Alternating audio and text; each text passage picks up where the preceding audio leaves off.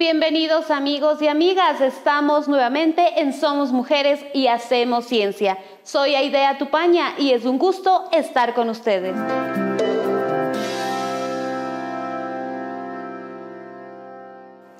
Saludamos a quienes nos acompañan a través de la pantalla y también a quienes están hoy en el estudio, las estudiantes del Instituto Sucre y también del Instituto Libertad.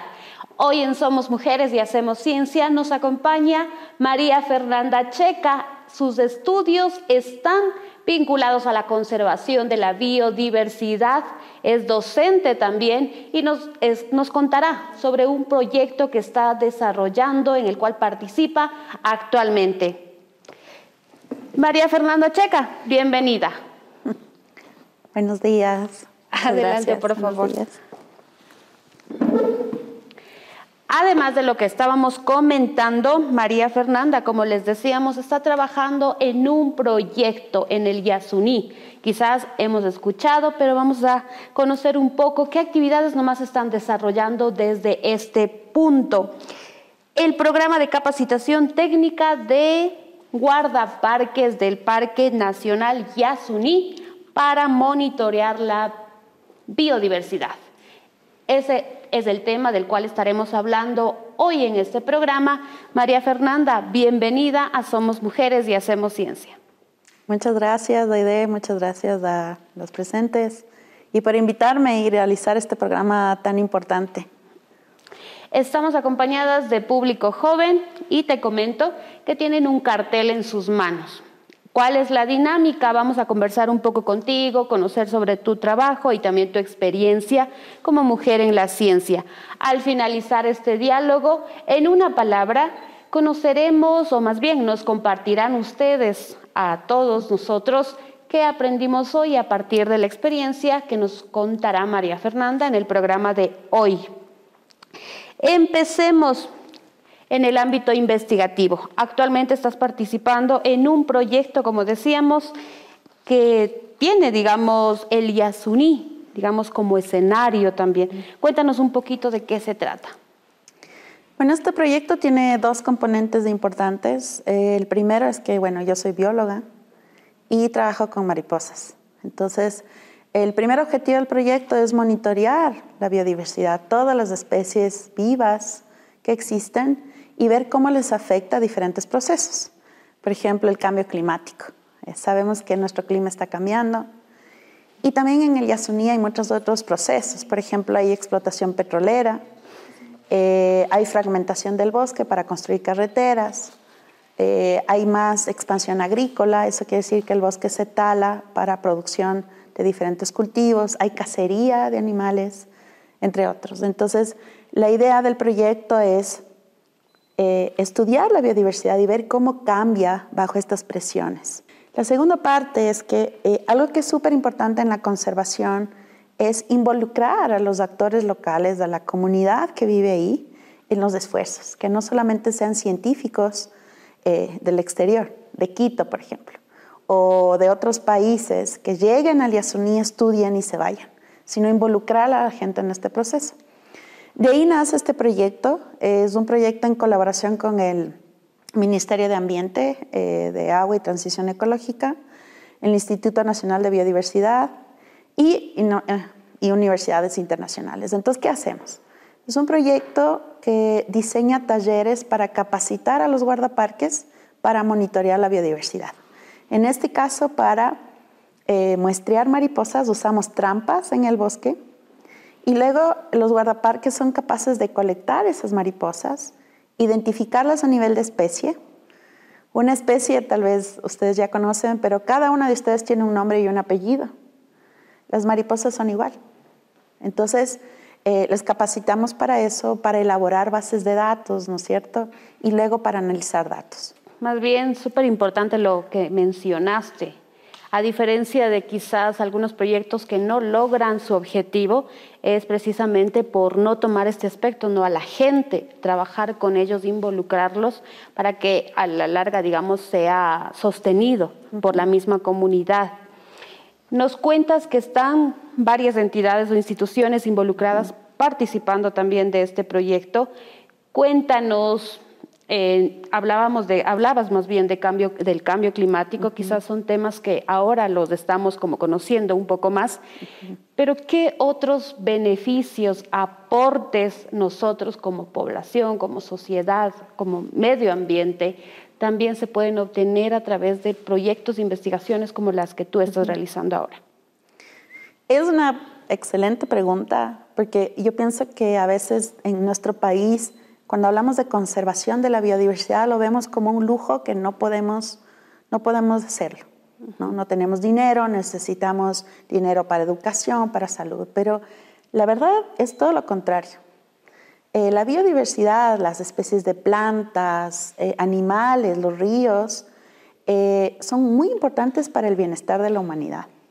Por ejemplo, ¿de dónde viene el agua de Quito? De los páramos. Muchos páramos son convertidos para sembrar eucalipto o para campos agrícolas o para tener vacas. La conservación del páramo es fundamental para nosotros. Cuando hablamos de la conservación de insectos, por ejemplo, los insectos son esenciales para la polinización. ¿Qué quiere decir eso? Una flor se transforma en fruto, los frutos que comemos, los duraznos, ya viene el carnaval en Ambato, ¿no es cierto? Todos esos frutos, el 80-90% de esos cultivos existen gracias a los insectos que polinizaron las flores en el campo. Actualmente la humanidad enfrenta un problema súper grave. Por ejemplo, en Estados Unidos se vio que el 80% de las abejas empezaron a morir. Es un problema súper grave. Ahora se dieron cuenta que es por la cantidad de pesticidas que se utiliza. Las abejas ingieren los pesticidas a través de la miel y se mueren. La producción de la mayor parte de los cultivos agrícolas estaba totalmente en crisis. Entonces, estos son ejemplos de cómo la conservación de la biodiversidad es importante para nosotros como humanidad. No es un tema aparte. Entonces, cualquier proyecto que nosotros estemos haciendo para tratar de enfrentar problemas como el cambio climático es totalmente prioritario. Eso es primero. Y la otra parte, yo pienso que este proyecto ha permitido un empoderamiento de los actores sociales. En las evaluaciones que hemos hecho, los guardaparques sienten que se han empoderado no solamente profesionalmente por lo que han aprendido, sino también personalmente. Ellos ven que sienten mejor autoestima. Cuando yo he interactuado con ellos, me da mucha alegría de ver cómo ellos se sienten empoderados del proyecto. Entonces eso es algo súper importante, es un resultado social que para nosotros es tal vez de los más prioritarios. Y justamente eso es, creería yo, un poco también, cuando conocemos la importancia de lo que estamos haciendo, obviamente que considero que, por ejemplo, en tu caso, este trabajo con todo el equipo es de gran aporte, no solo para nosotros como sociedad, para el país, sino, o sea, creería yo, a nivel del mundo, el tema de la conservación, evitar el cambio, reducir el cambio climático. Y es lo mismo en el caso de nosotros, como sociedad, ¿qué podemos nosotros también hacer para aportar quizás, como decíamos, un granito, pero también suma? Hay instituciones como las que mencionas que están trabajando por estos temas, pero también nosotros, ¿qué podríamos nosotros hacer para aportar también a este tipo de proyectos, iniciativas que están trabajando? Yo creo que lo principal es conocer más, aprender. No importa lo que te diga el otro, sino lo que tú conoces sobre la realidad. Creo que este conocimiento a nivel de la sociedad puede permitir cambios importantes. Por ejemplo, un pequeño cambio es el reciclaje. El reciclaje no solamente que va a ayudar al ambiente en disminuir la cantidad de basura, pero no sé si ustedes han visto, muchas familias viven del reciclaje. Si nosotros en nuestra casa ayudamos a clasificar la basura, permitimos que este señor, padre de familia, esta madre que a veces está con sus hijos, no tenga que meter las manos en la basura, estar expuesta a enfermedades, bacterias y pueda hacer su trabajo, que ayuda al ambiente y ayuda a ella socialmente. Volviendo al tema de las mariposas, te decía yo, te comentaba, no pensamos o no conocemos sobre lo que dices. Los insectos también juegan o tienen un papel súper importante, como mencionas en el caso de los alimentos, desde las frutas, lo que nosotros consumimos. Y es justamente eso. Hubo un tiempo, ahora creo que no mucho, en el que se decía, ¿no?, que se están extinguiendo las abejas, pero no conocemos la importancia de, o sea, ¿qué puede suceder si ya no hay abejas? Ya nos mencionabas un poco también sobre eso. ¿De qué manera en el tema de las mariposas, centrándonos, también nos dan como estas señales, decía, de que qué está pasando, no sé, el tiempo que tenemos, qué acciones se deben tomar también? Bueno, tengo una analogía súper sencilla. Si un ladrón entra a su casa, ¿cuál alarma es más efectiva? ¿La que suena inmediatamente cuando el ladrón abre la puerta o la que suena unos 10 minutos después? La que suena apenas abre la puerta. En la naturaleza hay animales o plantas que reaccionan a cambio a su ambiente muy rápido y hay otros que se demoran más. Las mariposas reaccionan muy rápido. Por ejemplo, si una mariposa está viviendo en este lugar y aquí al lado cortan todos los árboles, eso significa que esta mariposa va a sentir más calor, va a haber menos humedad en el aire y cuando vaya a buscar su planta al lado no la va a encontrar, no va a encontrar comida. Entonces esa mariposa se muere y todos sus vecinos también. Yo detecto ese cambio en los siguientes 3 meses. Entonces son un sistema de alarma muy efectiva. Actualmente, como biólogos, no podemos estudiar toda la biodiversidad. Imagínense, en el Ecuador tenemos más de 4.000 especies de mariposas. 4.000. Todo Estados Unidos tiene 700. O sea, nuestra diversidad es inmensa. No podemos estudiar todos los animales. Por eso los biólogos estudiamos ciertos grupos que se llaman bioindicadores. ¿Qué quiere decir? Yo estudio este grupo, yo veo que hay cambios en este grupo y eso me dice que va a haber cambios en una gran gama de otros organismos. Seguramente hay varias inquietudes que también están ya apareciendo entre el público y queremos darles el espacio para que puedan dirigirse a ti también sobre estos temas de los cuales nos has contado. El micrófono es de ustedes, vamos con las inquietudes hacia nuestra invitada.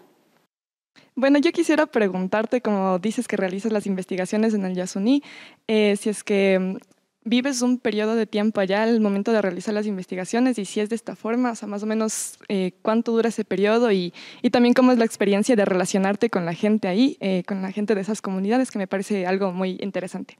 Gracias por hacer la pregunta, es una pregunta muy interesante y realmente vivir en el campo ha sido una de las experiencias más lindas de mi vida y ahora lo comparto con mi hijo de 6 años y le encanta. Normalmente cuando voy al campo, por ejemplo, en mi licenciatura yo estudié biología en Apuse. Yo vivía 20 días en el Yasuní, salía 10 días y entraba 20 días. Y eso lo hice por 1 año y medio. Luego cuando hice mi tesis de maestría me fui al occidente, me fui a Manabí y vivía en una reserva que se llama Reserva La Lolor y vivía más o menos 10 días cada mes. Y luego cuando hice mi tesis de doctorado igual. Ahí en cambio también trabajé en Esmeraldas, en una reserva que se llama Canandé. Y más o menos eran 10 días todos los meses, en Loja también. Entonces, es una de las experiencias más maravillosas. De hecho, quiero invitarles a todos, no importa qué carrera hagan. Visiten nuestras reservas, nuestras áreas protegidas. Es la mejor experiencia que pueden tener. Ahora las comunidades se organizan y ofrecen paquetes turísticos y es realmente increíble. Bueno, mi pregunta va relacionada hacia las mariposas y quisiera saber qué factor es el que más les afecta en su ecosistema, por ejemplo, la contaminación que nosotros generamos. Algo importante que tal vez ustedes saben es que las mariposas tienen un ciclo de vida muy distinto a otros animales. Entonces, a partir de un huevo nace un gusano. ¿No es cierto? El gusano del choclo, se ha comido los choclos y les toca retirar. Ese va a ser más de adulto, va a tener alas. Entonces las mariposas son gusanos. Cuando son gusanos ellas comen hojas, mastican hojas. Pero lo que no se sabe es que cada especie de mariposa come una hoja distinta. No le puedo dar cualquier planta. Por eso es que cuando nosotros talamos un bosque, botamos toda esta área, por ejemplo, los gusanos no van a tener su comida y se mueren. Entonces uno de los factores que gravemente afecta a las mariposas es la falta de esa planta específica de la que ella se alimenta. Hay especies que pueden comer una gran variedad de de plantas y son los que sobreviven. Mucha gente me dice, ay, pero las carreteras y la deforestación no les hace daño. Porque en las carreteras, no sé si en la Amazonía, en invierno, llueve y hay un montón de mariposas tomando agua de un charco. Pero esas mariposas son las tolerantes, digamos, las que resisten cualquier cambio. Pero la mayoría no resiste y se extingue. Hoy en Somos Mujeres y Hacemos Ciencia nos acompaña María Fernanda Checa y nos está contando un poco sobre el trabajo que realiza actualmente en el Yasuní con el objetivo de la conservación de la biodiversidad. Nos vamos a una pequeña pausa, pero enseguida volvemos para conocer en cambio esta parte personal que la motivó, que la orientó a dirigirse hacia esta carrera. ¡No se vayan! Ya volvemos con María Fernanda Checa en Somos Mujeres y Hacemos Ciencia. Ya estamos de vuelta con María Fernanda Checa en Somos Mujeres y Hacemos Ciencia. Qué importante es el tema del apoyo de la familia, por ejemplo, al momento de elegir una carrera y sobre todo continuar el proceso, ¿no? La universidad, la maestría, el posgrado, el doctorado, todo lo que creo que nunca vamos a terminar de estudiar. Pero para ya involucrarte en ese proceso, ¿cuán importante es el apoyo de la familia? Y como en tu caso, por ejemplo, tuviste, digamos, la fortuna de contar con el apoyo de tus padres. Cuéntanos cómo fue ya en cambio en el tema de los estudios. Nos dices una mujer en la ciencia, una mujer en la biología.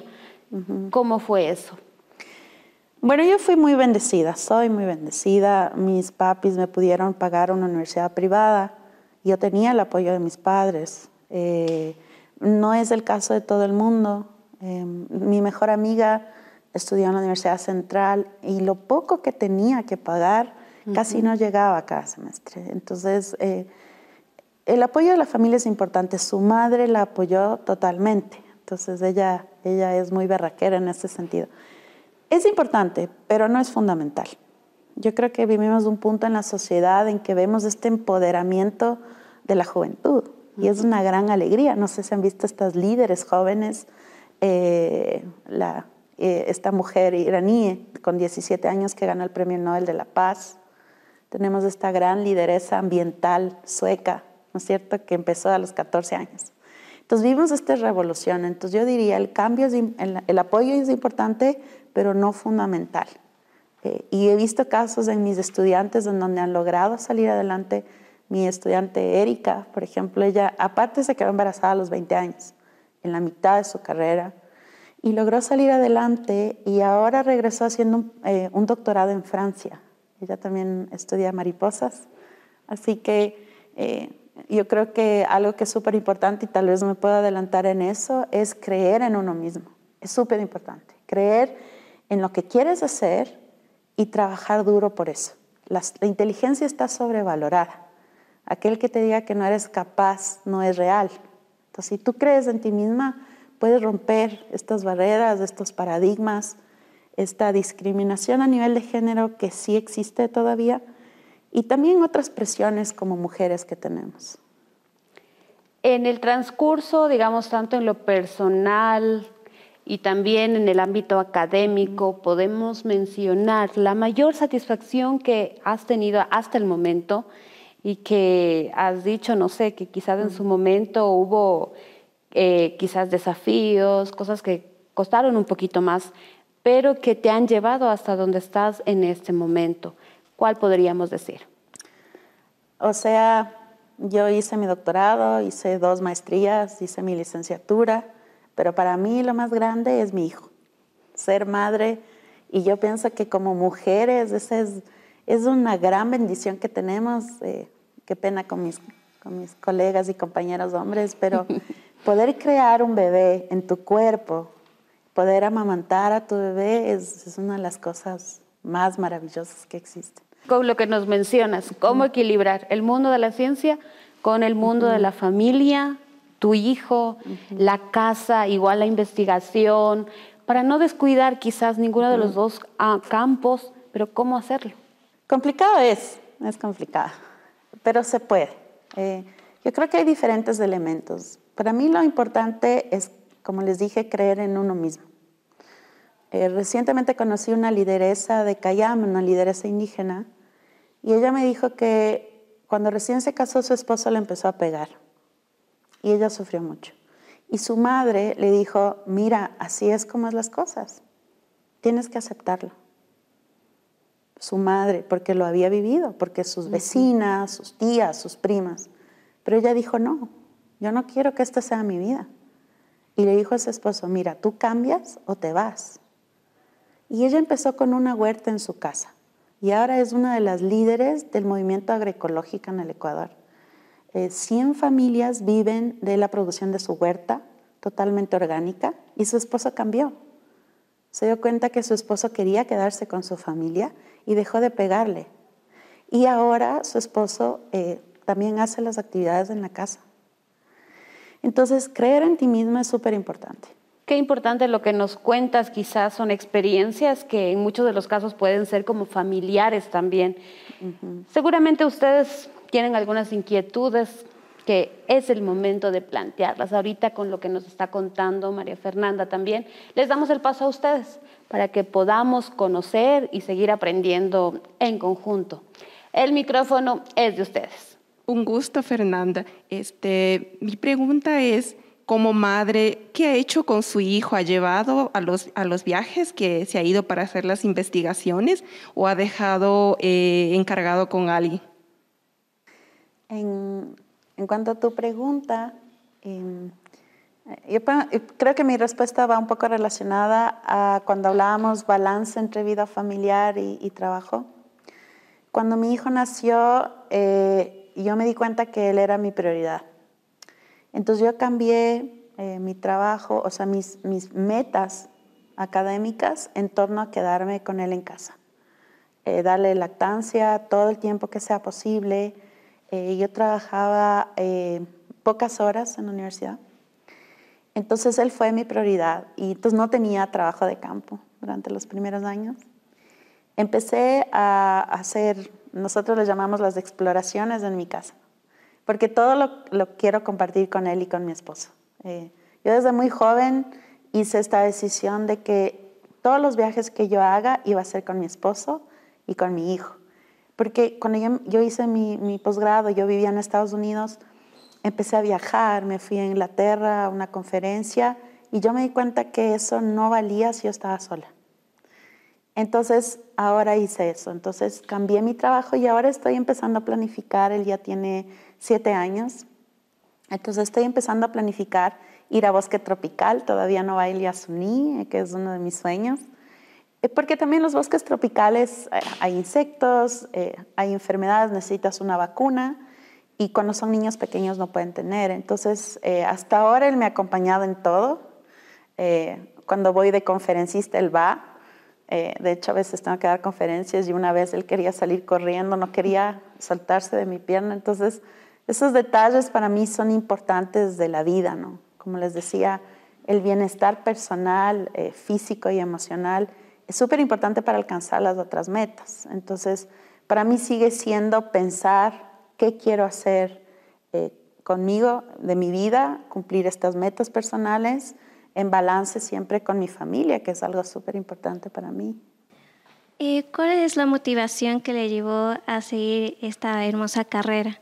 ¿Hubo algún ejemplo que usted vio de joven y por eso le motivó a seguir esta hermosa carrera? Como te decía, yo crecí en Conocoto, que es cerca a Quito, pero en ese tiempo había mucho verde alrededor de la parroquia. Entonces, ese contacto temprano con la naturaleza para mí era muy importante. Pero yo no siempre pensé en biología, yo pensaba también en literatura. Me gustaba mucho leer libros de adolescente. Mi papá es algo que siempre motivó en nosotros y él leía mucho, entonces yo crecí en ese ambiente. Y entonces también pensaba en eso, en literatura, y pensaba luego revisando las carreras en biología. Entonces mi papá fue muy importante porque él habló conmigo. Me dijo, mira, él desde ese tiempo él ya veía que era una carrera en ciencia, que era para ser científica. Entonces él me dijo, puedes ser científica y puedes escribir libros. no se excluye. Y me acuerdo claro que me dijo, mira, Ernesto Sábato era físico y luego se hizo escritor. Me acuerdo hasta ahora. Entonces, así es como decidí, y mi papá tenía razón. Ahora publiqué 2 libros. Uno es de Esmeraldas y otro es de Yasuní, y me siento muy realizada también en ese ámbito.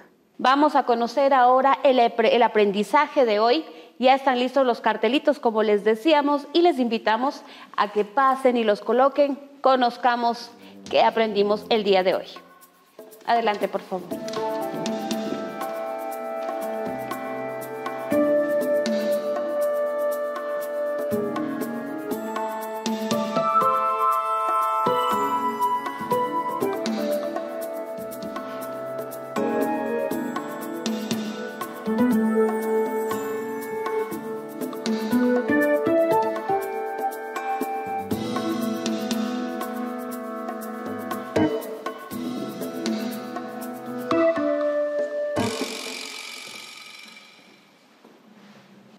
Gracias por sus aportes, por acompañarnos en el programa de hoy.